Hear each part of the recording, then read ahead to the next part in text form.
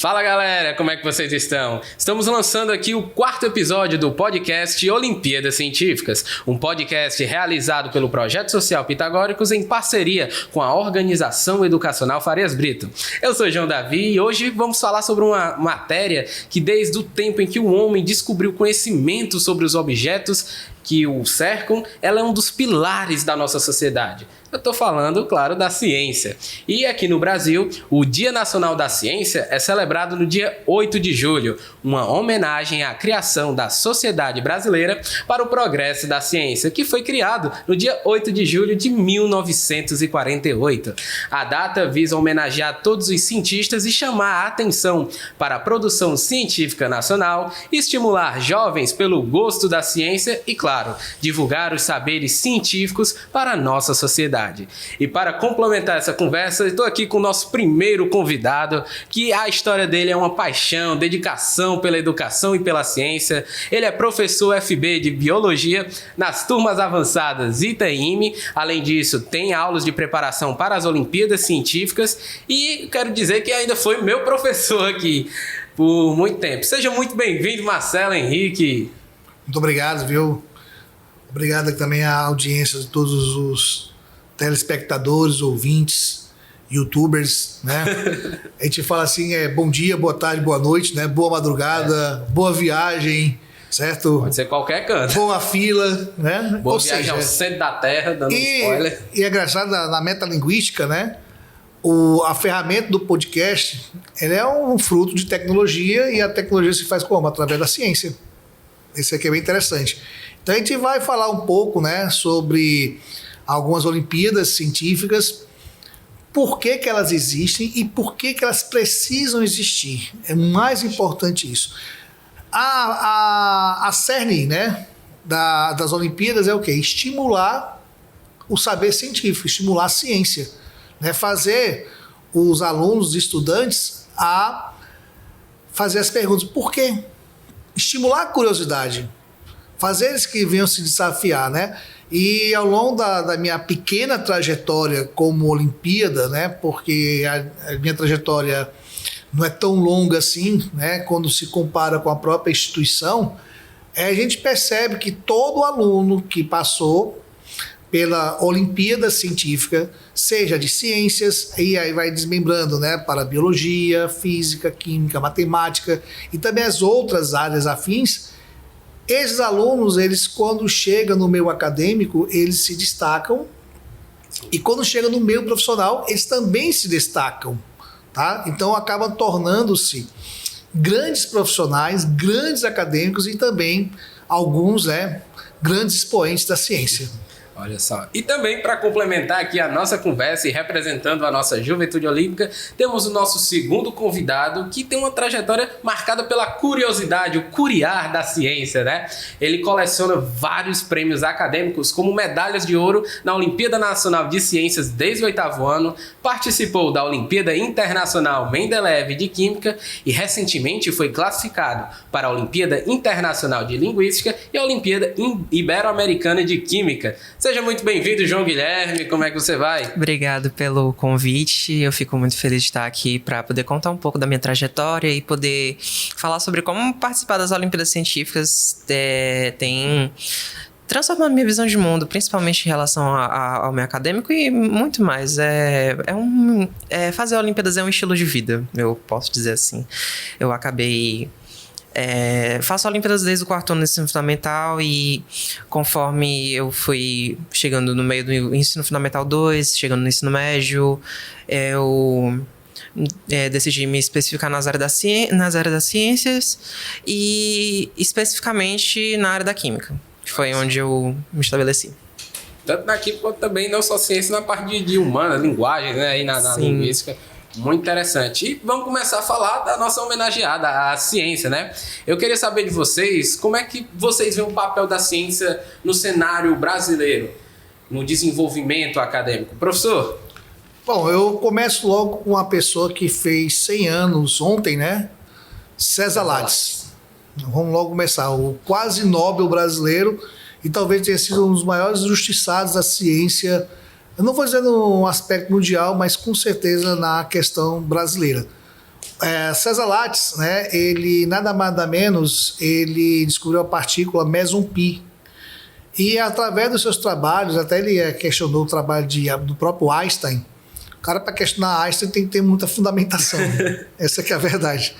Ele só não foi prêmio Nobel. Por quê? Porque até final dos anos 50, só poderia ser prêmio Nobel o chefe do laboratório. A líder dele que foi Exatamente, a ganhadora. ela que foi a ganhadora. Aí depois, por conta dessas situações, de várias outras, não somente a questão brasileira, que a academia, né, acho que sueca, se for a memória, acho que a academia sueca, que é a da... Se eu estiver errando o país escandinavo, eu peço perdão, tá? Porque a memória às vezes falha, a gente nos trai.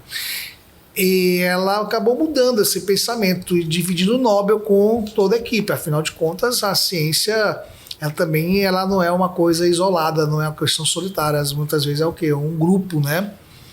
E Lattes acabou sendo vítima disso, né? Ele foi vítima porque a Lida apenas que ganhou o prêmio, né? O prêmio Nobel da época.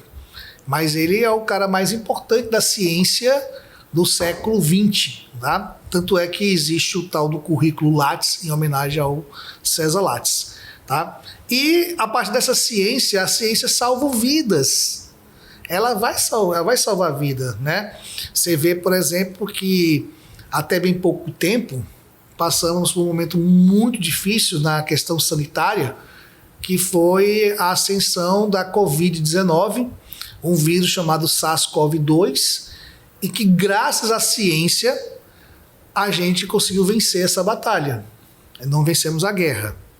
Essa que é a verdade. Por quê? Porque pandemias, elas irão existir e graças a Deus, a ciência também vai existir, tá? Até porque eu vi uma frase de um ex-professor meu que me marcou muito, e isso eu sempre levo para meus alunos. A ciência, ela sobrevive da dúvida. Enquanto houver dúvida, haverá ciência. Enquanto houver o porquê, né? Haverá o quê? Haverá ciência. Né? Isso, porque se tudo fosse já descoberto, não haveria ciência, haveria apenas o quê? Técnicas, rotinas e tecnologia. Então a ciência, ela sobrevive da dúvida. Quando você descobre algo, você vai ter novas perguntas. Quando você tem essas novas perguntas, você vai encontrar novas respostas e assim vamos avançando. Eu faço até um paralelo como se fosse com nossos alunos. Quando o aluno começa a fazer as perguntas, não é porque ele está com dúvida, é porque ele está entendendo. E ele, às vezes, ele vai fazer perguntas cada vez mais complexas, cada vez mais profundas, cada vez mais específicas. E às vezes ele acha uma exceção, assim, no meio. Isso aqui é uma coisa. Aí pergunta, exato, isso. E aí a ciência, ela vai ser feita desse formato. Então, você está na ponta da ciência, né? É uma coisa muito importante. Né? E está na base, ela é um passo fundamental. E essa base é quem? São as Olimpíadas, né, científicas, né? Você vê, por exemplo, o próprio João Guilherme participa de Olimpíada desde a 4ª série, do ensino fundamental. Eu na 4ª série estava brincando de pega, João. Mas é engraçado que o despertar da ciência, ela começa mesmo na infância, tá? A partir dos 6, 7 anos de idade, que não é na 4ª série ainda, né, claro, tá? Mas já começa a ter essas perguntas, já começa a ter essa curiosidade. Por que o céu é azul, né? Essas perguntas que naquela fase da infância a gente começa. Aquela curiosidade de saber o que é que tem dentro daquele equipamento para funcionar, né? Que você pode perguntar, acho que a boa parte de quem que está na Olimpíada Científica, algum dia já abriu algum equipamento para saber como é que funciona aquilo ali por dentro. Sabe, como é que funciona esse negócio por dentro? Quer abrir, aí acaba quebrando. Tá? Mas é a curiosidade. A ciência, ela tem como sua espinha a curiosidade. Então, a pessoa para fazer ciência, a pessoa para fazer a Olimpíada, ela tem que gostar de receber provas, ela tem que gostar de desafio, ela tem que gostar de não fazer perguntas, é responder as perguntas e, de repente, também criar novas perguntas. É assim que se avança, né? Quando você tem o estímulo, não somente o estímulo financeiro, mas o estímulo acadêmico, e quando esse ambiente ele é propício, a ciência ela floresce quase que naturalmente. Tá? Então, o ser humano ele já tem mostrado em vários momentos da sua história, né, esse fato, né, de aflorar quando o ambiente lhes torna favorável. Não, eu repito, não é somente o financeiro, também o ambiente acadêmico, é todo aquele ambiente, né, que vai instigar, né, para se desenvolver a ciência como um todo. E você, João, o que é que você acha do papel? Tem alguma inovação que chamou a sua atenção? O Marcelo falou de abrir, né, uma máquina. Tu abriu alguma vez uma máquina para ver o que é que tinha? Eu sempre achei essas coisas muito legais. Eu nunca tive a oportunidade de pegar uma coisa e abrir para ver como funciona, mas eu sempre tive muita curiosidade. Uma coisa que eu tenho concordância com o Marcelo que uma coisa que eu tenho para acrescentar é que isso já, a ciência surgir da dúvida, da curiosidade, é o próprio método científico, que foi inventado desde o século XIX. Ele surge da dúvida, ele surge das primeiras investigações, e aí você segue para as hipóteses, você imagina o que você vai concluir com essas dúvidas, e aí você passa para a fase de experimentação, para você tentar sanar suas dúvidas e você ver quais resultados você pode ter, e a partir disso você tem as conclusões, e assim você termina o método científico. Isso me lembrou uma animação. Tem uma parte de uma animação chamada Estranho Mundo de Jack. Ele fica se perguntando o que é Natal. É o rei do Halloween. Ele começa o método científico do Natal. 24 vezes 2 de dezembro é igual ceia de Natal. É engraçado demais. Mas incentiva ali indiretamente na criança se perguntar. Quando ele descobre o que é o Natal, aí começa. E o que é isso mesmo? O que é isso mesmo? Essa parte de dúvidas é muito interessante. Quando eu era criança, por volta de uns 6 anos de idade, eu sempre chegava em casa e eu fazia minhas tarefas de casa, depois eu sempre fazia rápido porque eu queria sempre assistir televisão depois da escola. E aí, quando eu tinha uns 6 anos de idade, lá pra 2013, de vez em quando, nos intervalos dos desenhos, passava um desenho pequenininho que se chama De Onde Vem. O nome da personagem era uma menininha. Eu nunca vi esse desenho. A personagem principal era uma menininha, que ela usa um vestidinho rosa, o nome dela é Kika. E aí, nesse desenho, quase todo episódio, ela fazia uma pergunta pra mãe dela, tipo, de onde vem o trovão? De onde vem o som? E a pergunta, por que o céu é azul? Como é feito o açúcar? Explicava? Sim. Eu lembro que no episódio de Onde Veio o Trovão, eu fiquei muito surpreso descobrindo que o trovão, na verdade, não vem das nuvens. O choque vem da terra e vai em direção às nuvens. Quando eu era criança, eu fiquei muito em choque com isso. E até hoje, tudo que a gente descobre por meio do método científico, as dúvidas que a gente pode ter, onde a curiosidade leva, a gente é sempre muito surpreendente. Falando de desenho, animação, eu me lembrei agora do Castelo Rá-Tim-Bum. Tinha o professor, 2 gêmeos, era o Tirônio. Tíbio e Perônio. Tíbio e Perônio. Rapaz, eles começam São ossos, né? Loucura. São ossos. São ossos da perna. E achava muito interessante que eles ensinavam de um jeito didático para justamente a criança entender um pouco daquilo que pra ela era uma coisa nova, cara. Como é que funcionam as batidas do nosso coração, aquele jeito bem humorado, né, do Castelo Rá-Tim-Bum em si. Lúdico.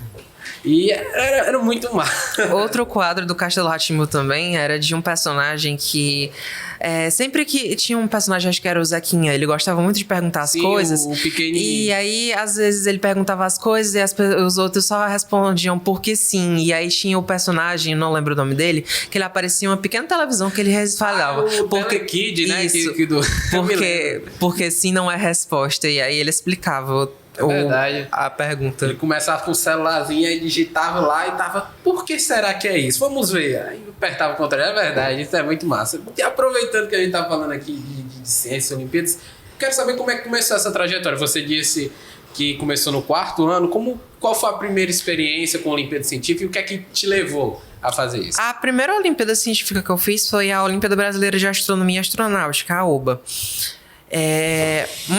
Na verdade, não é tão comum porque a maioria das pessoas começa a fazer a Olimpíada na aula de matemática, seja a Canguru ou seja a própria BMAP.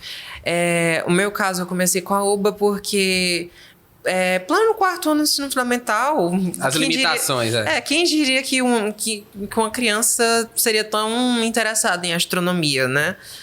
Aquilo ali era novo pra mim e eu achava tão legal estudar sobre planetas, sistema solar, eu achava aquilo muito bonito. Então, ter a oportunidade de participar de uma Olimpíada de Astronomia foi muito interessante para mim. O meu colégio tinha fornecido algumas aulas preparatórias e eu fiquei muito animado com aquilo. Não tive um bom resultado na Olimpíada, mas só de ter visto coisas novas e coisas interessantes, aquilo ali foi muito especial para mim. Que massa, essa experiência, né, que a gente ganha participando dessas competições acadêmicas. E o professor, eu queria saber o que é que lhe inspirou a se tornar professor e também a se envolver com Olimpíadas Científicas nessa história. Isso aí, na verdade, vem desde quando eu era aluno, né? Eu sou ex-aluno do Farias Brito. Eu me lembro que em 1900 e lá vai Pedrinhas, né? Eu participei da primeira turma olímpica do Farias Brito. Eu sou da primeira turma olímpica do Farias Brito, sou eu. Os formandos lá da primeira Foi turma. lá no chamado FB Central, né?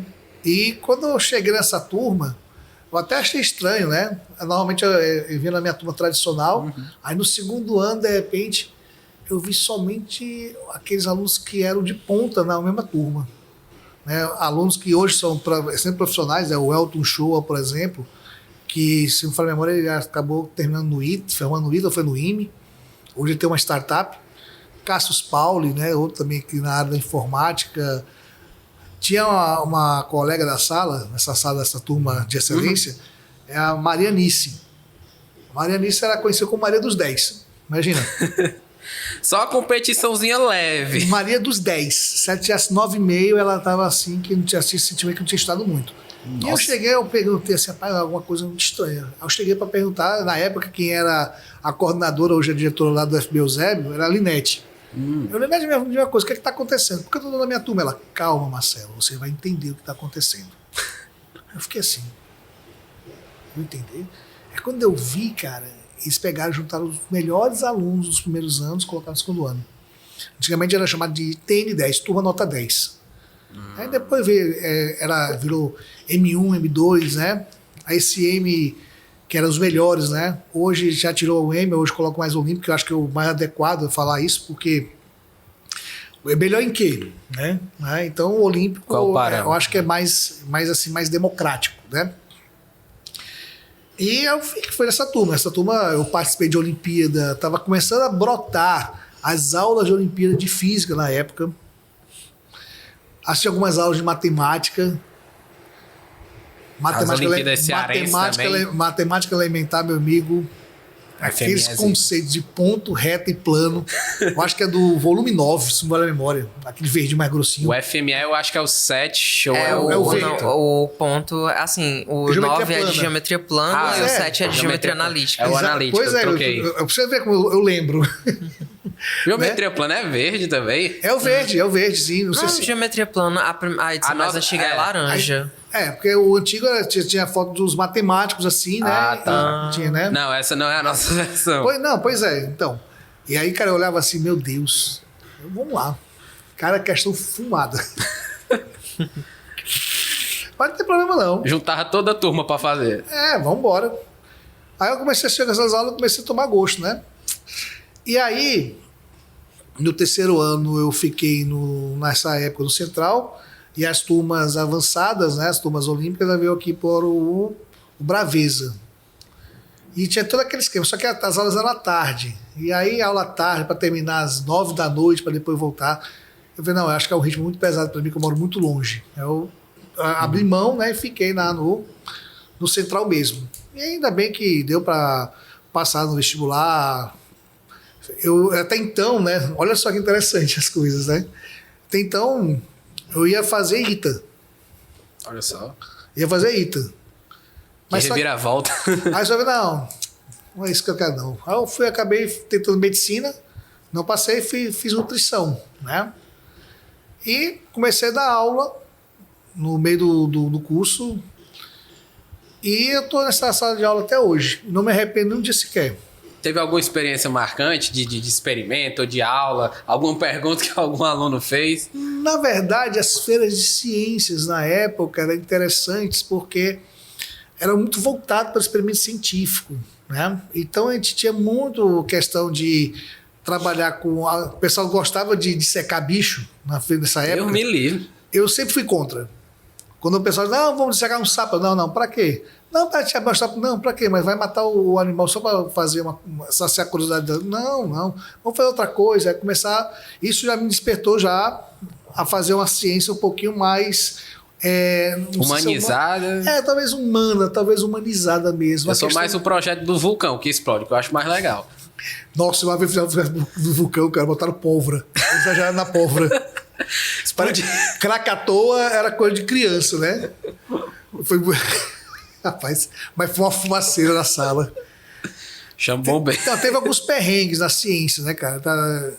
Na época eu trabalhei na segunda metade dos anos 90, era meio punk, né? Tivemos alguns perrengues aí que, por falta de informação do aluno, né, e falta de informação também, às vezes, das coordenações. Mas isso aí foi outro momento, graças a Deus, isso aí acaba sendo experiência vivida, experiência observada e o que se deve fazer e o que se não deve fazer. Mas, enfim, aí depois começaram a ter as Olimpíadas Cearenses de Ciências, né, a famosa OCC, que ela era um desmembramento, né, da OCM, né, que já era a rainha, que é por isso que o pessoal fala que a matemática é a rainha das ciências. Por quê? Porque a partir da Olimpíada de Matemática que vieram quem? As outras Olimpíadas. A de Física, a de Química, a de Biologia. Aí depois tivemos outras. Ela é a pioneira, assim. Exatamente. Então a gente tem que dar a César o que é de César e a Deus o que é de Deus, né? Isso aí é a questão da matemática, ela foi a grande mãe, né, em estimular essa Olimpíada.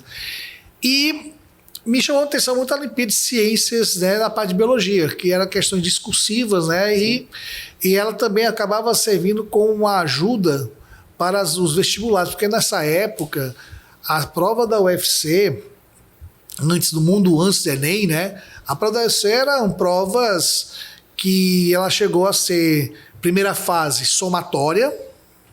Tanto é que a somatória teve uma prova que foi a prova mais difícil da galáxia, na primeira vez. Por quê? Porque... Mas antigamente as provas da UFC eram difíceis, mas, cara, nessa passagem, era semestral a prova. 80% das vagas da UFC não foram preenchidas nesse vestibular, ao 93.2, se não vai memória. Foi 92.2. 92.2. E eles tiveram que fazer um 92.3 para preencher as vagas. Só foram o quê? Preenchidas as vagas de quem? De medicina, odontologia e direito. Todas as outras sobraram vagas. A gente vai fazer um outro vestibular para preencher. Que não tiveram a nota mínima, né? Zerava, cara, na prova, né? Na prova de somatória. E aí, se você acha que escapou da somatória, você está fazendo o quê? Específica discursiva. Você tinha que responder. Aí tu imagina só. E as Olimpíadas acabaram ajudando muito o aluno a fazer esse pensamento, né? E eu acabei começando a dar aula essa parte.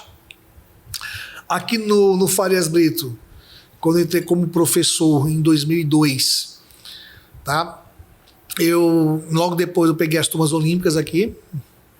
Para mim é uma honra trabalhar no Farias Brito, porque eu sou ex-aluno. Eu acho que todo ex-aluno, né, quando sai daqui, pensa na área acadêmica, magistério, quer voltar ao Farias Brito, porque o aluno dentro do ambiente Farias Brito, ele gosta de estar no colégio porque é um ambiente que é propício para o estudo. Aquela questão que eu falo do investimento, né, do ambiente ser propício. Aproveitar oportunidades que a instituição E é uma coisa que oferece. o colégio ele nunca negou. Eu me lembro, desculpa, vou voltar um pouquinho ao tempo. Retroceder. Eu participei da Olimpíada Cearense, na Feira Cearense de Ciências, com essa turma. Dos nota 10. Dos nota 10. É engraçado, cara. Eu fiz um programa de computador junto com esse colega meu, que a gente colocava questões de física no computador de 8 bits. Nos anos 90, né? De 8 bits. E conseguimos fazer uma interface para que o módulo funcionasse na medida que o computador funcionasse. Então, eu calculava a velocidade. Esse negócio de janelas Windows, pull down, tudo, a gente fez isso. A gente fez antes do próprio Windows. Pai, você ganhou o primeiro lugar, pelo menos? Não. Ah, Riego. Porque o primeiro lugar quem ganhou foi uma escola estadual, mas vamos dar César que é de César, cara. O primeiro lugar eles fizeram... Cara, isso aqui foi o que eles fizeram. Eles fizeram uma turbina com lata de leite em pó. Certo? Turbina usando de quê? Uma turbina de um avião. Caramba. Usando metanol. E lançaram um foguete. Com a turbina. E fizeram outro também. Vocês estavam fazendo um trabalho de foguetes. Fizeram um experimento da turbina, mostraram a turbina, como é que funcionava a turbina. A turbina funcionava. Tinha uma bombina que dava faísca, né? E como o metanol era muito volátil, né? Ele era propício para fazer o processo. Sim. E o foguete, eles lançaram um foguete lá no centro de convenções na época, que era aqui na Rua Soares. Não nesse novo, né? Que isso aí tá muito novo. Foi aquele um pouco mais antigo, né? Que hoje foi demolido para fazer um outro equipamento público aí no público-privado, né? Que eu acho que é bem legal fazer isso mesmo. E a gente ficou, acho que foi a memória, ficou em terceiro lugar. Porque o segundo lugar foi uma outra escola que era do interior do estado, que merecia, mas eu acho que o nosso trabalho estava também bem bacana. Mas também os projetos eram federais, né? No sentido Cara, a gente levou um computador de 8 bits, programamos lá. Você sabe o que é você programar código de máquina no computador de 8 bits com 64 KB? Fomos nós. Trabalhar na Nintendo. Pois é por isso que havia uma tendência a ir pro ITA, Não, com engenharia da computação, né? Calma, pessoal, mas acho que os caminhos já foram trilhados, né? Acabei ficando aqui, isso aí o conhecimento acabou ampliando. Enfim, aí voltando como professor, esse foi um ponto que marcou muito essa Olimpíada, né? E o Colégio Farias Brito, ele deu todo o suporte na época dos anos 90. Deu transporte, alimentação, condição para a gente trabalhar, tudo que foi pediu. É uma coisa que eu falo para os alunos e falo para os professores, para quem está chegando no Farias Brito. Se você estuda, o colégio faz tudo por você. O colégio faz tudo por você se você estuda. Ele investe mesmo, ele não mede esforços. Isso é da filosofia da organização educacional Farias Brito. Não medir esforços e valorizar o aluno que estuda. Muito bem. Essa que é a grande verdade. E agora, falando de tanto estudo, de oportunidades, você que é medalhista do ONC desde pequeno, desde o oitavo ano tinha quantos anos? 13. 13 anos. Já tem quase... Quantos anos tem hoje? Vai fazer 5 anos. Olha aí. É uma ruma de tempo. E eu queria saber como é que funciona. Para quem não sabe, a ONC... Quais são as matérias cobradas? Como é o estilo dessa prova? Bom, a ONC é uma Olimpíada multidisciplinar. Ela constitui 5 matérias. Física, Química, Biologia, Astronomia e História. Eu acho muito interessante essa multidisciplinaridade porque explora diferentes pontos de vista, né, que o aluno pode ter. E, assim, por exemplo... Para quem está fazendo uma Olimpíada Científica pela primeira vez, não sabe em qual área vai querer seguir, fazer uma Olimpíada como a ONC faz você perceber qual é a área que você tem mais afinidade. Eu, tendo participado da ONC, assim, não foi meu caso especificamente, porque eu decidi que eu queria fazer a Olimpíada de Química antes de poder fazer. Na época, o BQ Júnior só podia começar a fazer a partir do 8º ano, e eu comecei a fazer provas da BQ Júnior ainda no 7º ano por conta própria, porque eu decidi que eu queria começar nas Olimpíadas de Química. Mas mesmo assim, ter participado da ONC só fez eu perceber mais ainda que a Química era a minha área. Sentimento de identificação, né? Pertencimento. Eu fiz a ONC em todos os anos que eu tive a oportunidade de fazer. Na época também, eu acho que só podia começar a fazer a ONC a partir do 8º ano. No ano que eu comecei a fazer, que eles criaram um nível pro 6º e pro 7º ano. E desde o 8º ano eu participei da Olimpíada. Participei no 8º, 9º, 1º e 2º. E especificamente no 2º ano eu tive um bom resultado. Eu fiquei como no 3º lugar geral do país, no nível D, que é o nível do 2º ano. Foi até Brasília, né? Isso. Os 10 primeiros lugares de cada nível são convidados todo ano para a cerimônia nacional que acontece no Ministério da Ciência, Tecnologia e Inovação em Brasília. Ano passado eu tive a oportunidade de participar junto com alguns outros colegas aqui do Farias Brito, de outros níveis, do mesmo nível que o meu. E foi uma experiência muito legal ter ido a Brasília e ter conhecido figuras políticas. Foi uma experiência muito boa. E a Olimpíada, ela é a única fase ou são 2 fases? Online? A ONC é uma Olimpíada que acontece de forma online, se a escola optar por isso.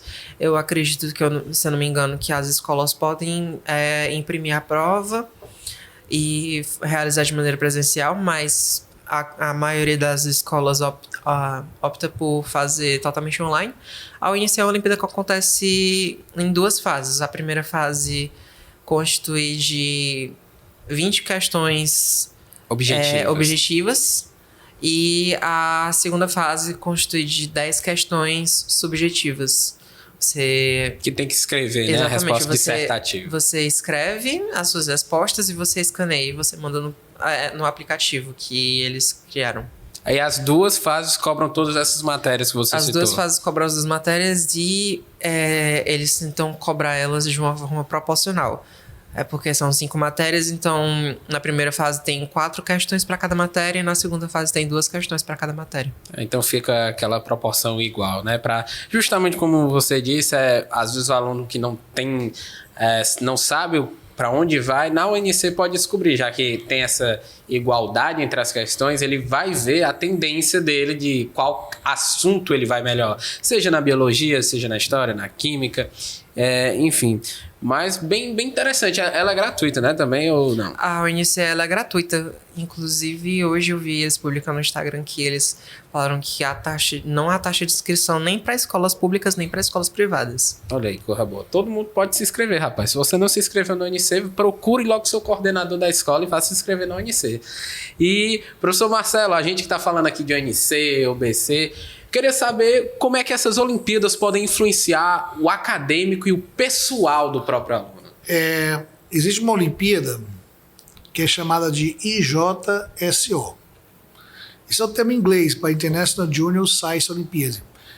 Como é um termo que não atrai muito, né? O pessoal que trabalha na IJSO Brasil chama aqui de OB Ciências, ou então OBC, Olimpíada Brasileira de Ciências.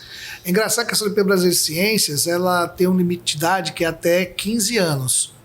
E o mínimo, você sabe? Não tem idade mínima. Não tem idade mínima. Não tem. O máximo 6 meses fazendo a prova. A ideia deles é justamente... Se ele por isso for que alfabetizado. A ideia da Olimpíada é justamente porque ela é International Junior. O Junior vem disso, isso, porque né? ele tem um limite de idade.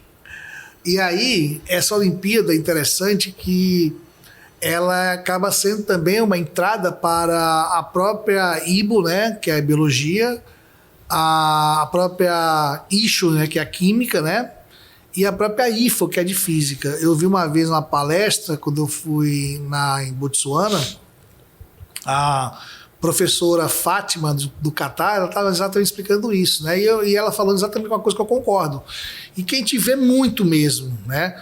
Os alunos que acabam formando o Team Brasil da IJSO, eles muitas vezes acabam se destacando aonde? Na física, na química, na biologia, na linguística. O time da IJSO tem aquela tendência de, no futuro, por conta da idade, né? No futuro já se destacar em Olimpíadas Internacionais. E alguns até voltam para apoiar a IJSO, né? Eu vou dar uns exemplos aqui, nossos alunos aqui do Farias Brito.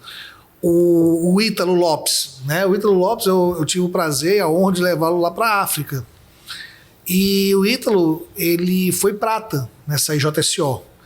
E depois, se salvo engano, ele teve um destaque muito bom na IFO no ano seguinte.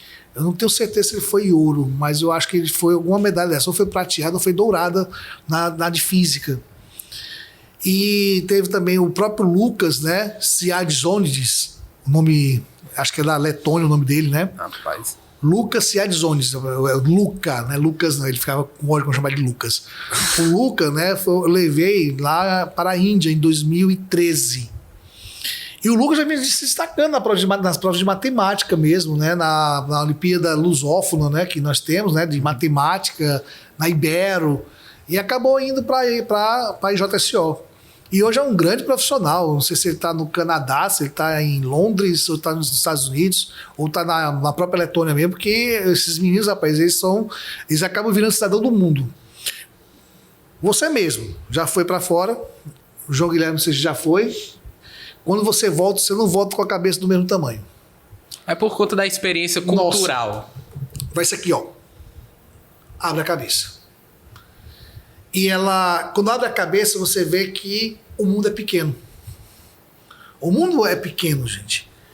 E como o mundo é pequeno, você tem muita coisa ainda para conquistar. Ao mesmo tempo, ele é extenso. Então, você não quer ficar no canto onde você está. Você quer procurar outros ares, quer trazer outros contatos, quer conhecer novas terras, quer ter novo saber.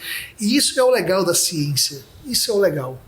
Eu teve o aluno, o Rubens, eu levei para Mendoza em 2012, e depois ele foi para o Irã no ano seguinte, nesse mesmo ano. Quem levou foi o Antonino, né? O Antonino até hoje me agradece, assim, ô Márcio, obrigado por sempre ter me dado a oportunidade para eu levar para o Irã. Tá? Mas é uma experiência riquíssima. Ele sabe disso, que foi uma experiência riquíssima. Não, ele contou no nosso último episódio da experiência bombástica dele. E para Teherã, a vez que ele foi até andou de ré no carro lá numa avenida lá em Teherã. E o Rubens hoje, se não foi memória, ele deve ser funcionário da Google. Rapaz, tá o fraco, né? E ele era um menino lá de Rússia, se não for memória. Tá? Estudou no Faria Brito Sobralense. Também, né? Também sobralense, o Rubens. E, cara, ele se destacou muito. Tanto é que ele foi nos ajudar em Botsuana, em 2018, né? Ele vinha de Londres, pousou em Johannesburgo, ficou lá e depois, não, vou ficar uns dias aqui em Johannesburgo, depois vou voltar para Londres. Eu, desculpa, né? Bem facinho, né? Ou seja, Corra simples. Cidadão do mundo, cara. O irmão dele seguiu também o mesmo caminho, entendeu? Eu não sei se ele foi para o Canadá, para New Columbia, tá? Teve também os outros amigos, quer dizer, a limpeza científica, ela faz isso. O aluno, ele vê que não é somente daqui, ele é cidadão do mundo. Isso é muito legal, cara, muito legal mesmo você ver essa parte. Porque numa JSO dessa mundial, a última que eu fui presencialmente foi a da África. Tinha 52 países. Você vai lá representando a nação. Inclusive até nações que não são reconhecidamente como nação, estão representatividade. Por exemplo, Hong Kong estava lá, entendeu? Como representando como fosse uma nação. Você tinha a própria China continental, né? Você tinha a Taiwan e eles com um respeito entre si. Não sei como é que está agora a questão da geopolítica, né? Porque nós temos hoje, infelizmente, alguns conflitos que afloraram na Europa, na Eurásia, mas até então o clima era assim, de muita amizade, inclusive nós sul-americanos, né? Chegava lá e a gente se unia, Colômbia, Bolívia, Argentina, né? E se fosse o Chile tivesse junto também, se tivesse Uruguai também, Costa Rica, né? Que também é um grande centro de excelência de professor de ciências, da ciência.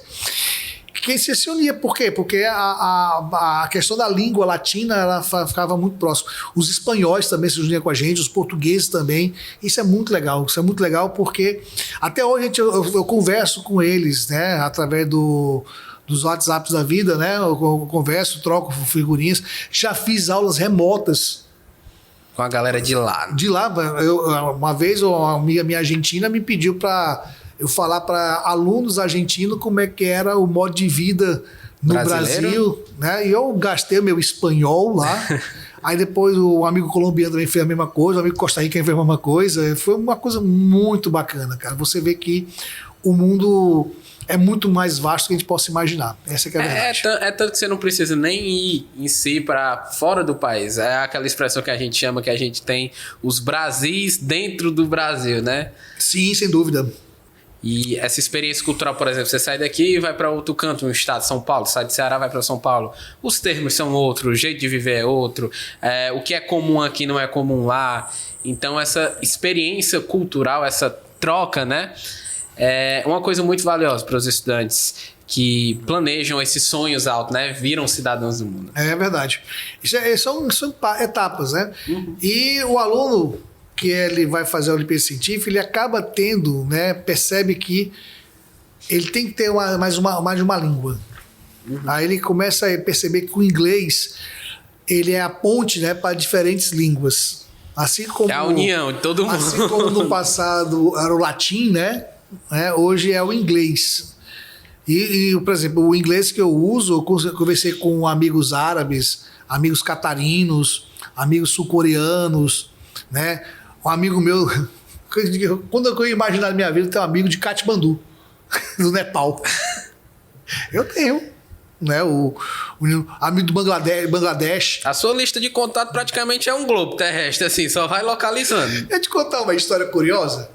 Essa história eu conto todo, e foi quando eu tive certeza que a gente vive numa pedra que fica rodando de uma outra pedra que pega fogo, né? Que é o tal do Sol.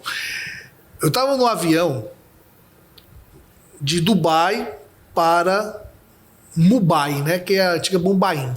Aí eu conversando dentro do avião, o cara perguntou, você é de onde? Não, eu sou brasileiro. Ah, você é brasileiro? Não, é porque o meu genro também é brasileiro. Ah, é? Que legal. Ele parece que é daquela região do Nordeste. Eu falei, peraí, o seu genro do Nordeste brasileiro? É. Ele, eu perguntei, qual província? Ele, não sei, acho que é Ceará. Não vai dizer que é Ceará, não. Aí ele, Ceará. Quer dizer, cara, eu dentro do avião, entre Dubai e Mumbai, no Mar da Arábia, conversando com um senhor, cujo genro dele era um cearense. Só tinha que dar aquele nossa vaza cearense para reconhecer o genro dele. Eu falei, não, gente, o mundo é um ovo. O mundo é pequeno. Essa pedrinha que a gente vive, bem arredondada assim, chamada Terra, ela fica pequena quando você vai para fora. Essa que é a verdade. Eu tive essa certeza. Outra vez, eu em Dubai, eu encontrei com o pai de um amigo meu, que é iraniano, o Pean, né? É o Big Joe, né? Eu cheguei pro Pean, cara, eu tava em Dubai, acho que eu vi teu pai e tua mãe lá. Ele, professor, por que você não falou com eles? Eu falei, Pean, qual é a probabilidade de encontrar seu pai em Dubai indo pra Teherã? Ele, professor, mas ele estava indo pra Teherã mesmo, professor. Podia falar coisa que ele reconhecia. Eu falei, eu não acreditei, Pean. Ele, mas você fala da próxima vez, não sei o quê. Eu falei, se tiver a próxima vez, né? Só ir de novo pra Teherã. Mas é assim, só essas coisas que acontecem, né, nessas Olimpíadas. A Olimpíada, ela é importante, o aluno ganhar medalha, ter o prêmio, ouro, prata, bronze, né, e ter o ouro é muito difícil porque o pessoal do Oriente, cara, eles são impressionantes. A gente compete aqui dentro com a gente, mas quando vai para internacional... A gente é muito bom na teórica, né? Mas aí a gente tem que melhorar muito na hora da prática. E a gente está começando a melhorar essa parte. E quando tem uma medalha, a gente vê, nossa, valeu a pena. Todo o esforço, fora do trabalho. país, a gente aprende a valorizar o nosso país. Aquela bandeira da nossa, né, a verde, amarela, azul, cara, ela é diferente.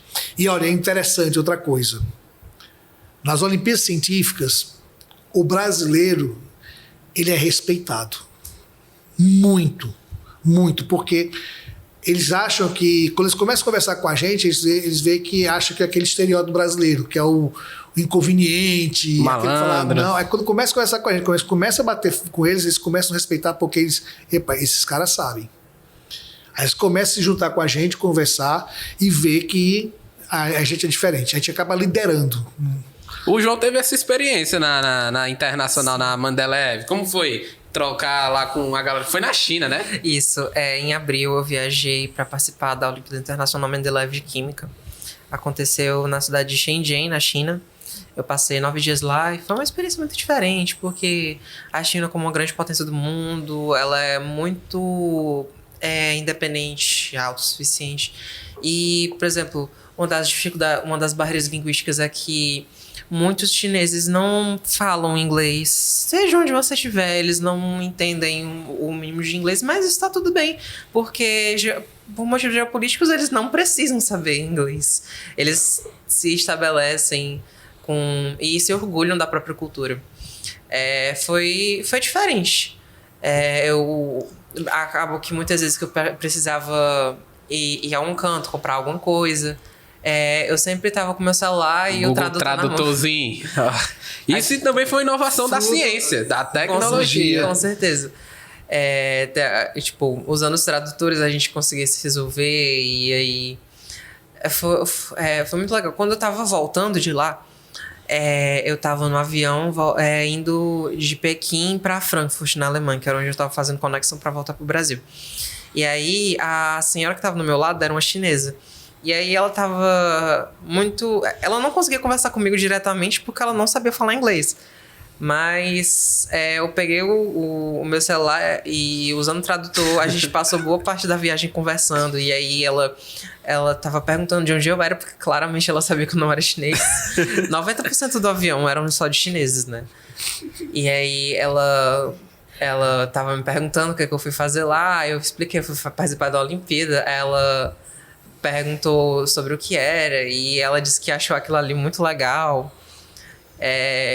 disse que ficou feliz por eu ter saído do Brasil pela primeira vez, ter conhecido uma cultura diferente. Enfim, E bem diferente. Sofia me contou que ela veio aqui contar que vocês sofreram com comida, viu? Sim, é verdade. Quando a gente foi lá, literalmente tudo é diferente. Shenzhen é uma das maiores cidades da China, mas ainda assim é como se fosse o interior da China. Tudo é diferente. Você vê, são arranha-céus enormes, as ruas são largas, as calçadas são limpas, as ruas são usadas somente por carros e ônibus, as motos andam na calçada. Com o povo? Isso. Só que a diferença é que não é mais... Pelo menos em Shenzhen, não existem mais motos a combustão. Todas as motos são elétricas. E aí tem limite de velocidade. E por isso que eles andam na calçada. E até melhora a mobilidade da cidade. Além disso, eu acho muito interessante também que os carros lá, eles se diferenciam por placa também. Os carros elétricos têm uma placa verde. E os carros a combustão, que agora são uma minoria lá, são de placa azul. Olha aí, rapaz. Isso é um dos objetivos, que a 2030, se eu não me engano, eles botaram como meta ter mais carros elétricos, algo do tipo aqui no Brasil. Porque diminui a poluição e de fato, às vezes é muito estereotipado que é tudo muito sujo, é tudo muito esquisito. Na verdade, isso é só um mito. Tipo, com certeza tem nas periferias das cidades e tal, mas pelo menos Shenzhen, que é uma cidade nova, a cidade tem 40 anos só de idade. Começou como uma vila de pescadores e aí atualmente a cidade tem 40 anos. E cresceu para ser um polo tecnológico. Tudo é muito novo, tudo é muito bonito. Os prédios são muito altos. O quarto maior prédio do mundo e também o segundo maior prédio da China se encontra em Shenzhen, que é o Ping An Financial Center. Eu passei lá perto, eu não tive a oportunidade de entrar no prédio porque não estava dentro do nosso passeio. Mas lá, né, o bichão? Sim, ele tem mais de 600 metros de altura, é muito perceptível. Eu conheci o segundo.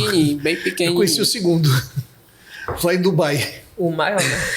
Não, parece que o maior, não sei se é o do Petronas. O Petronas é menor. O Burj Khalifa é o maior. Então foi o primeiro. O Burj Khalifa tem 828 metros de altura. É imenso. É impressionante ali. Cara, que legal. E aproveitando que a gente tá falando de Olimpíada Científica, simbora ver uma questão aqui. E claro, para dar tempo de você pensar um pouquinho, a gente só vai falar a resposta no fim do episódio. Então vamos lá para a questão da Olimpíada Nacional de Ciências do segundo ano. E o João sabe muito bem, ele fez essa prova ano passado, não foi? Essa aqui é a edição de 2023. Então fez ano passado. Fiz. E tirou terceiro lugar geral. Vai tirar de letra essa questão. E vamos aqui ao enunciado da questão. Leia um trecho da obra Viagem ao Centro da Terra, de Júlio Verne, lançada em 1864. A essas palavras, um arrepio me percorreu todo, mas eu me contive. Resolvi até mesmo fingir que estava tudo bem. Apenas alguns argumentos científicos poderiam impedir o professor Lindenbrook. Ora, havia alguns bons contra a possibilidade de tal viagem. E ao centro da Terra, que loucura! Guardei a minha dialética para o momento oportuno e me ocupei de minha refeição. Durante a refeição, meu tio estava quase alegre. Escapavam-lhe alguma dessas piadinhas de sábio que nunca são muito nocivas. Depois da sobremesa, ele me fez um sinal para que eu seguisse ao seu escritório. Agora vamos à questão. A ficção científica, como gênero literário, surge em um momento de desenvolvimento e valorização da ciência europeia, ligado às viagens e missões exploratórias no contexto do... Letra A, imperialismo. Letra B, colonialismo. Letra C, mercantilismo. Letra D, liberalismo. E letra E, iluminismo. E o que é que vocês acham dessa questão? Um aluno que não tem a preparação de Olimpíada Científica. Dava tranquilo? Dava para cair no vestibular? Enem? O que é que vocês acham, professor? Uma questão bem interessante, viu? Porque ela fala sobre a questão da história da ciência com o contexto, né, do período. Ela é bom que ela está trabalhando um tema, né, que é o famoso fora da caixa, né, que é a literatura científica, né. Aliás, a ficção científica. Literatura científica é outra coisa. Ficção científica é também outro gênero. E a ficção, até a gente conversou em outro momento, a própria ficção científica, ela serve de guia para as inovações tecnológicas, pelo menos as ideias, né? Tanto é que tem até tem nomes, pessoas renomadas, né? Chamadas de futurólogos. Olha aí. O que são os futurólogos? Os futurólogos, eles são pessoas que, baseadas nas pesquisas atuais, eles fazem projeções daquilo que vão surgir nos próximos 10, 20, 30 até 40 anos. Né? Os próprios desenhos animados da Hanna-Barbera. Os Jetsons. Isso. Pam, pam, pam, né? E engraçado que o Jetsons estava prevendo um robô que limpasse a casa, né? Temos aí aqueles bichinhos aí aquela hoje em Rose, dia. né? Lembra da Rose, né? Sim, a robô faxineira. Isso, e tem o robô faxineiro hoje, né? Você tem... Engraçado que o robô faxineiro, ele usa uma linguagem de computador que é uma linguagem para crianças, o chamado Logo. O Logo era uma linguagem de computador que você falava assim, PF10, é para frente 10. PD30, você já 30 graus para a direita. E você fazia assim, programa, aprenda triângulo. PF10, PD30, PF10, repita. Aí você faz um triângulo. E esses algoritmos, né, eles acabam sendo esses robozinhos hoje. Né? Tem uns robôs que são aleatórios, mas tem uns que seguem o algoritmo, sim. E aí o próprio Jetson, de forma lúdica, acabou prevendo quem? Robô. O que mais? Smartwatch. Smartwatch, né? Que era o Celular, menino fazendo assim. Videofone, né? Carro voador. Não sei se vocês sabem, mas olha só, quem diria, né? Teve um lançamento aqui no Ceará nos últimos meses. Não foi tão recente, mas teve nos últimos meses. Você sabe a nova? A Prefeitura de Paris autorizou o uso de táxis aéreos durante os Jogos Olímpicos. Táxis aéreos? Drones. Caramba. É possível que a gente veja drones passando com passageiros de um ponto a outro em Paris. Minha Nossa Senhora. Tá aí, cara. Agora eu tô Entendeu? curioso pra ver isso. A cena mesmo do cara. Rapaz, vai ser, olha. E isso o Jetson estava prevendo essas questões. Estava prevendo isso, o Jetson, né? E a ficção científica ela tem essa base aí. E quando a ONC coloca uma questão, né, que fala de um cara que foi, eu acho que um dos grandes ícones da ficção científica, é Júlio Verne, né? Principalmente com a história da máquina do tempo. Isso, H.G. Wells.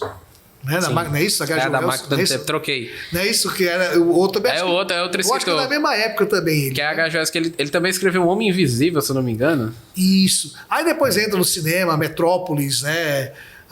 Que é o gênero do futurismo. Tem, né? um tema atual na ciência, na tecnologia, que é o metaverso. Eu pude estudar um pouco mais do metaverso e é interessante que, se eu não me engano, foi nos anos 70 ou 60 que foi apresentado pela primeira vez num livro de ficção científica, que é o Snow Crash, do Neil Stephenson. E ele conta um ambiente em que o cara é pizzaiolo e ele vai na parada de ônibus e consegue entrar nesse mundo totalmente novo, e nesse mundo novo o pizzaiolo vira um ninja e ele tem que ir lá destruir um vírus que pode ocorrer no mundo novo, enfim. Foi o início de tudo, foi nesse livro que surgiu o termo metaverso. E aí é por isso que eu estou dizendo que aí você vê como a ficção científica, a literatura da ficção científica, ela vai servir como um ambiente inspirador para a ciência e a construção da literatura científica.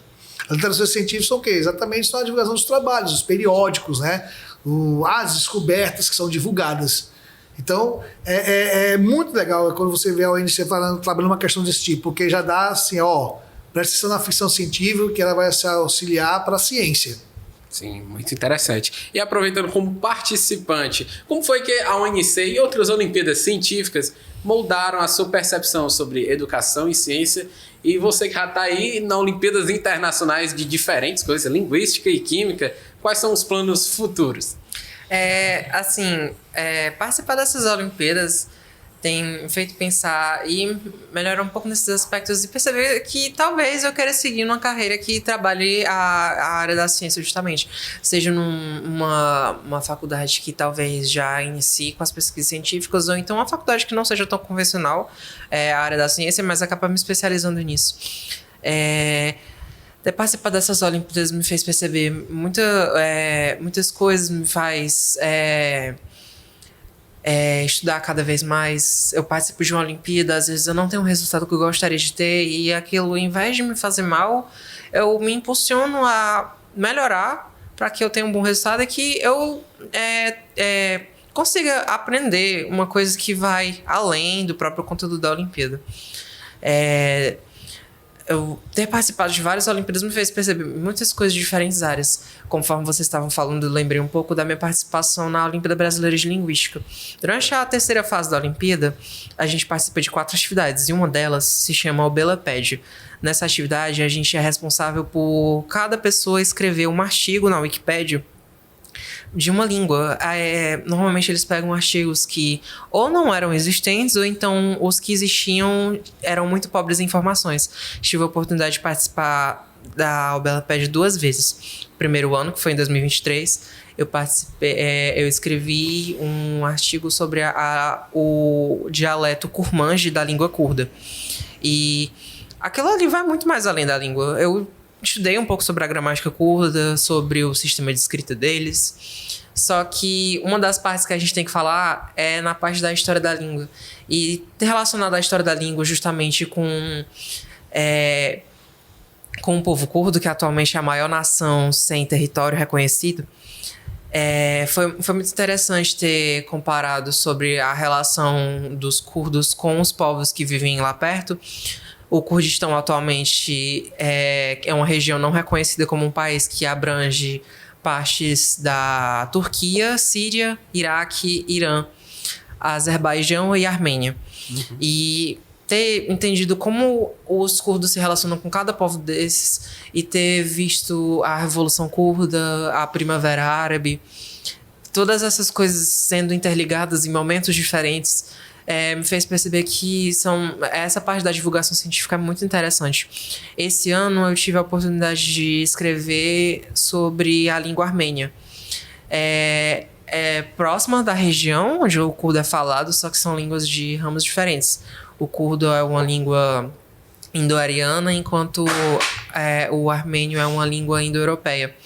Atualmente é uma das línguas indo-europeias mais separadas do ramo que a gente conhece atualmente, que são os ramos das línguas germânicas, como o alemão e o inglês, e as línguas latinas, como o português, francês, italiano, romeno, que muitas pessoas não conhecem. A língua em si, a ciência foi muito impulsionada pela língua, pela escrita, né? Que a partir da escrita os conhecimentos pararam de ser orais e puderam ser mantidos, registrados. Né? Registrados, exatamente. Inclusive, uma das partes que a gente estava falando, durante a escrita desse artigo, eu estudei um pouco sobre a história da Armênia. Eu pesquisei um pouco sobre o genocídio armênio que aconteceu em 1915 pelo Império Otomano e como isso causou o que a gente chama de diáspora armênia, que foi uma migração em massa do povo armênio. Tanto que hoje você encontra pessoas armênias em diversos países. Existem aqui no Brasil, existem na Argentina, nos Estados Unidos, no Uruguai, na Arábia Saudita, na Europa, em diversos países, na Rússia. É muito interessante como esse povo é literalmente uma diáspora. Foi espalhado em diversas partes. Eu estudei sobre a história do alfabeto, que foi criado... O alfabeto armênio é diferente do alfabeto latino. Ele foi criado no século 3, acho que é 3 depois de Cristo. Eu acho interessante esse estímulo pela ciência. Professor, o que é que o senhor acha que dá para fazer para aumentar esse estímulo pela ciência nos jovens? Medidas. Popularizar a ciência. Os programas de TV educativos, eles eram muitas vezes o despertar da ciência. Vocês mesmo estavam falando aqui, né? Do Tibi, do Perón. O tal do Castelo Rá-Tim-Bum, né? Tanto é que tempos depois elas criaram uma TV Rá-Tim-Bum.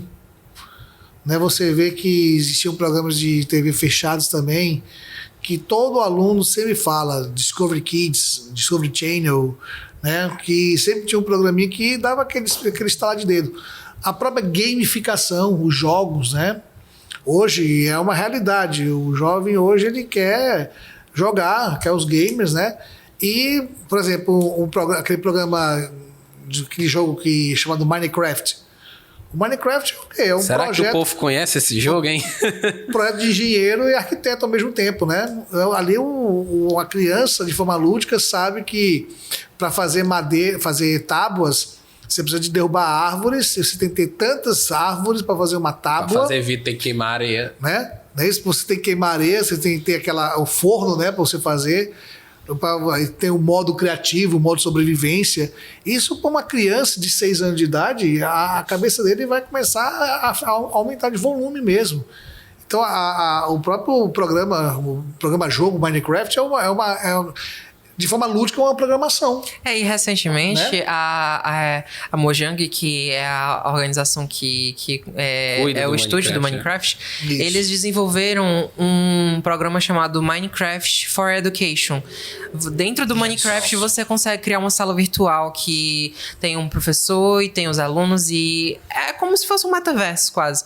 É que você tem a oportunidade de aprender dentro do próprio jogo, como se fosse uma sala de aula virtual. Isso é muito legal, cara. Isso é muito legal. Porque realmente estimula o jovem a não aprender, porque eu tenho que decorar, porque eu tenho prova, mas aprender porque ele tá curiando, né? Aqui na Expressão Cearense. Cearense. Não apareceu uma Olimpíada Internacional de Minecraft aí.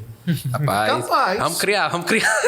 Fica a ideia, né? E aproveitando, eu queria que falasse um desafio que chama a atenção de vocês na ciência atual. Professor?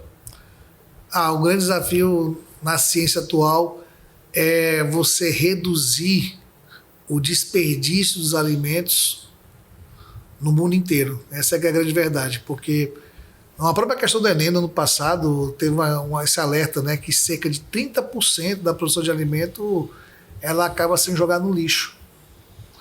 E quando você vê algumas nações em segurança alimentar, Estados Unidos. a gente vê que a gente tem que caminhar muito essa parte. Fazer uma forma, né? E outro desafio é a questão da energia.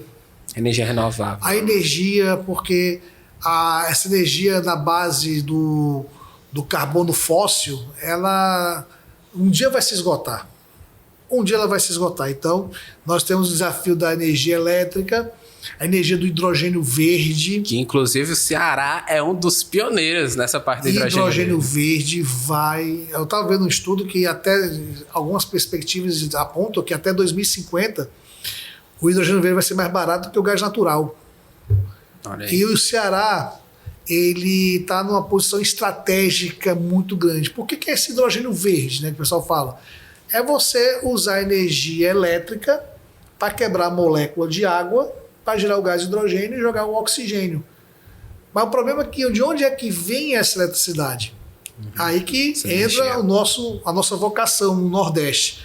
O sol, o vento e a hídrica. Mas a hídrica seria quem? A energia das marés.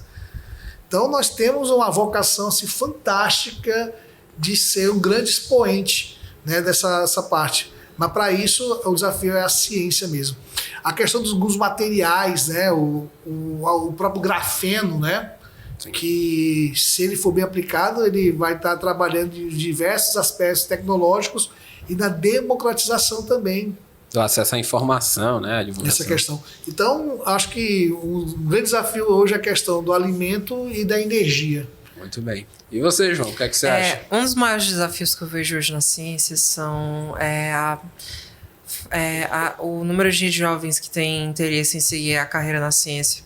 Porque, principalmente aqui no Brasil, a ciência se vê muito desvalorizada. E aí, percebe-se que cada vez menos tem jovens que se interessam em seguir uma carreira científica, em participar de pesquisas e escrever artigos e participar de conferências internacionalmente. Eu fico feliz que, felizmente, tenha apresentado algumas mudanças de quadro com alguns institutos como o CNPq, que apoiam bolsas científicas para alunos de escolas públicas. Acredito que alunos de escolas particulares deveriam ter a mesma oportunidade também. E também uma das coisas que eu mais acredito que vai contribuir para o bem da ciência no Brasil, para a capacitação de jovens para seguir na área científica, são a criação de institutos que formam jovens cientistas. Atualmente no Brasil, se eu não me engano, nós temos 2 institutos que cuidam dessa formação científica dos estudantes, que Mas o primeiro foi a Ilume Escola de Ciência, que fica baseada em Campinas. E ela surge em parceria com o CNPEM, que organiza também o primeiro e único atual acelerador de partículas do Brasil, que é o Sirius. Lá os alunos são formados durante 3 anos num curso de graduação de bacharelado em Ciência e Tecnologia. Tenho amigos que estudam nesse instituto. E lá, a multidisciplinaridade nas áreas da ciência é muito interessante. Mas, recentemente, ano passado, foi criado o Instituto de Graduação do INPATEC, que é o Instituto de Matemática Pura e Aplicada, que organiza o BMEP. E uma coisa muito interessante nesses institutos é que eles valorizam a participação em Olimpíadas Científicas. Uma das formas de ingresso no INPATEC é as vagas olímpicas. As vagas olímpicas. Eu, como treineiro, tive a oportunidade de me inscrever no INPATEC e, felizmente, eu ganhei uma vaga no INPATEC. Não passei, não segui em frente, porque eu ainda estou no 3º ano do ensino médio. Isso é legal, porque não só o INPATEC, mas várias. USP, Unicamp, alguém me citou. Acho que talvez São Carlos também, não? Tem muitas aí que aceitam. Atualmente tem muitas Olimpíadas, tem muitas universidades que estão aceitando. O INSPER também aceita. O INSPER aceita, tem a UFMS do Mato Grosso do Sul, tem a Unifei, que fica em Itajubá, em Minas Gerais. Então já essas Olimpíadas já ajudam, assim, pra você não é que não precisa fazer o Enem, mas não fica dependente. Um passarinho me contou que a UES estava em estudo de fazer isso também. A UFC também, eu ouvi falar. Viu? Deus quiser, vai ser feito. Porque a gente tem muito potencial aqui no Ceará com a Olimpíada Científica. Eu vou instigar esse passarinho a fazer isso. E cada vez mais, tipo, às vezes as pessoas pensam em seguir algumas áreas, mas dependendo da universidade, a valorização das Olimpíadas é tanto que cursos prestigiados estão aceitando vagas olímpicas. Exato. A USP, por exemplo, aceita vagas olímpicas para medicina, que é um curso almejado pela maioria dos estudantes no Brasil. Que as Olimpíadas provavelmente seja, na minha cabeça, biologia e de química. Mas eles aceitam, mas além das Olimpíadas... Claro que existe uma valorização maior desse tipo de Olimpíada, mas... Aceita em geral, né? Eles aceitam Olimpíadas de todo tipo, e dependendo do tipo de Olimpíada, sendo nacional, internacional, ibero-americano, existe uma pontuação diferente, dependendo da matéria também. Uma coisa interessante que me fez pensar muito sobre as coisas que eu quero seguir. Impressionantemente, além de biologia e química, a USP aceita para medicina também a Olimpíada de Linguística. Olha só, olha aí, que coisa legal. Muito bom. E, senhores, está quase na hora do fim do nosso 4º episódio do podcast Olimpíadas Científicas. Gostaria de agradecer ao professor Marcelo por abrilhantar com sua presença. E eu queria que brevemente diga aí um conselho que você daria para os professores que desejam inscrever seus alunos aí nas Olimpíadas Científicas. Amor. Ame o que faz. Se você ama o que você faz, se você faz bem feito, se você gosta do que faz, consequentemente você vai brilhar. E não desista. Perseverança. Aquele aluno que está com você ali, se ele está brilhando, invista. Invista, porque ele vai corresponder. E quando você pega essa joia e você lapida, ele vai brilhar muito. E aquele brilho vai o quê? Vai irradiar sobre outros alunos, e outros alunos, e outros alunos, e assim começa. Eu me lembrei agora de uma cena que o senhor falou, o Superman transformando o carvão em diamante. É a história, o professor tem que ser o Superman, ajudando ali um pouquinho de pressão, um pouquinho de ajuda, mas aos poucos vai lapidando o diamante. Vai sim. E eu também queria agradecer ao João aí por representar a nossa juventude. Provavelmente sua história vai inspirar muitas outras pessoas. Eu queria também que você brevemente desse um conselho aí para essa galera que tem interesse, né, em Olimpíadas Científicas, que deseja participar, fica ali indeciso em algumas coisas. O que é que você diz? Assim como o Marcelo falou, eu acredito que se você é aluno e você ama o que você faz, saia da sua zona de conforto e aproveite. Vale a pena arriscar, participar dessas Olimpíadas e você seguir em frente e se esforçar nessas áreas para que você, no futuro, consiga ter resultados bons, mas que esses resultados não fiquem só na área acadêmica, sigam no seu pessoal, sigam na área social, que você possa poder impactar pessoas, seja onde quer que você esteja. E realmente participar das Olimpíadas faz com que você tenha uma visão de mundo muito diferente, uma perspectiva diferente, você olha para as coisas de uma maneira diferente.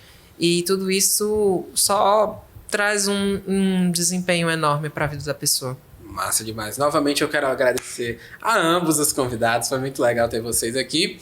E eu também agradeço aqui ao Pitagóricos e à Organização Educacional Farias Brito pelo apoio e pela confiança para a realização desse podcast. E calma, não me esqueci, eu vou lhe dizer agora a resposta da questão, da questão do nosso episódio de hoje. O item correto a ser marcado é a alternativa A, imperialismo. E se você tiver alguma dúvida sobre isso, não se preocupe. Acesse o Instagram @pitagóricos e vá lá no feed, no post com a questão do episódio ou no link da nossa bio que você vai encontrar a resolução completa.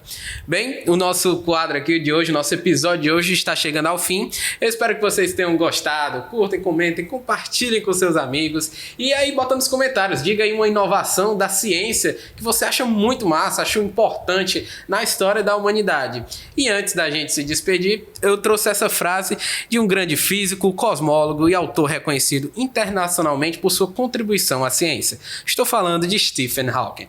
E a frase é o seguinte: as grandes conquistas da humanidade foram obtidas conversando, e as grandes falhas pela falta de diálogo. Muito obrigado e até o próximo episódio.